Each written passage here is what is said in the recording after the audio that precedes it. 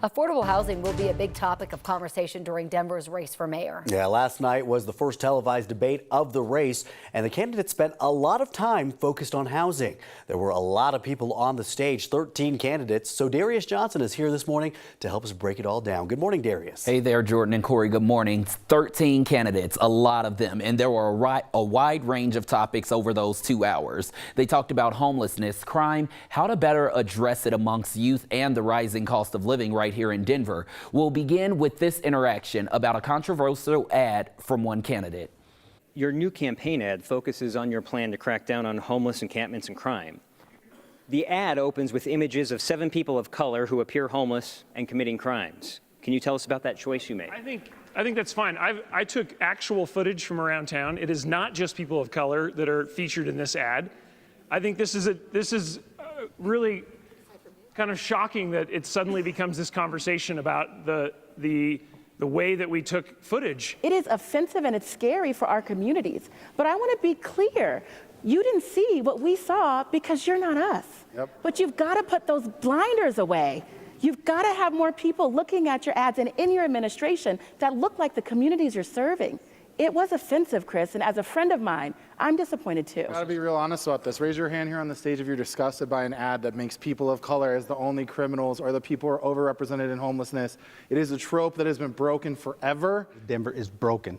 Denver is broken and needs a mayor that's going to be able to go into office and correct a lot of insufficiencies, correct the administration, correct everything so that Denver could become a town that it used to be. Beautiful, beautiful town. Encampments are illegal. Encampments make our city unsafe and filthy, and that has to change. That's the business side of it. The human side is we have to acknowledge that this is a full-blown humanitarian crisis. Today's Denver also requires a mayor who has executive and relevant experience to run the city, and I do. I've been the CEO of the Denver Metro Chamber of Commerce with over 3,000 members. I was John Hickenlooper's chief of staff when he was mayor of Denver. I've run the HR department for the city. I know the city team and I love them. I'm in this race right now because I'm not convinced that our neighborhoods are living up to their full potential. And as your neighborhood mayor, I plan to make the tough choices on the issues that are affecting our neighborhoods the most: homelessness, safety, and affordability. People, when I talk to them in communities, what they want are officers back who are visible, who are walking the streets, who are talking to community members, who are walking into businesses, giving them their cards, talking to neighbors, asking questions. They want real community-based policing where you can reform what currently feels like being policed and put back in what feels like being protected. The biggest precursor for children joining negative peer groups is domestic violence, which stems from housing and poverty. So if we addressed our cycle of poverty in the city of Denver, we have a lot of poor people in this city who live in historical communities, especially black and brown communities in Denver. I'm ready to keep fighting, just like I've been fighting for the last 25 years, to build my vision, which is a city where every Denverite, regardless of the neighborhood they're in, whether it's a single West Side like me or a place with more advantage, to achieve their version of success. Yeah, I'm from a very large Irish Catholic family of 9 in a steel town, blue-collar family.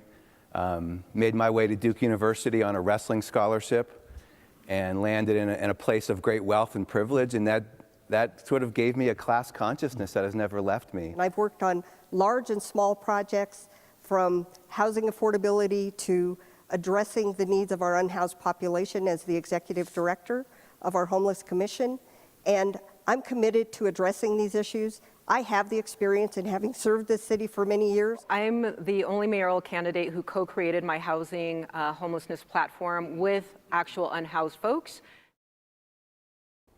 Now, the candidates did agree on some things as far as expanding the STAR program, banning assault weapons, and not increasing the size of the Denver Police Department. But however, this was just the first debate, and again, 13 candidates all trying to get a word in. Yeah, I mean, I was actually surprised at how much we were able to learn from the candidates because there were so many on the stage. I thought our team last night that was doing the debate did an incredible job. I mean, you've got 13 candidates. That is a lot to unpack in 2 hours. Yeah. right? And so that the way that our team handled it was like a question, raise your hand if you agree or disagree. And it's great because on our website, we broke those questions down and showed you which candidates said yes to what. And I love that part about it because in the story that I just had for you, you're hearing from each of these different candidates, but outside of that, what are their other standpoints? What are their other focuses? So being able to talk about how they're all in agreement to these other things or they don't agree on other things as well. Once again, all of that is on 9news.com for you all to watch through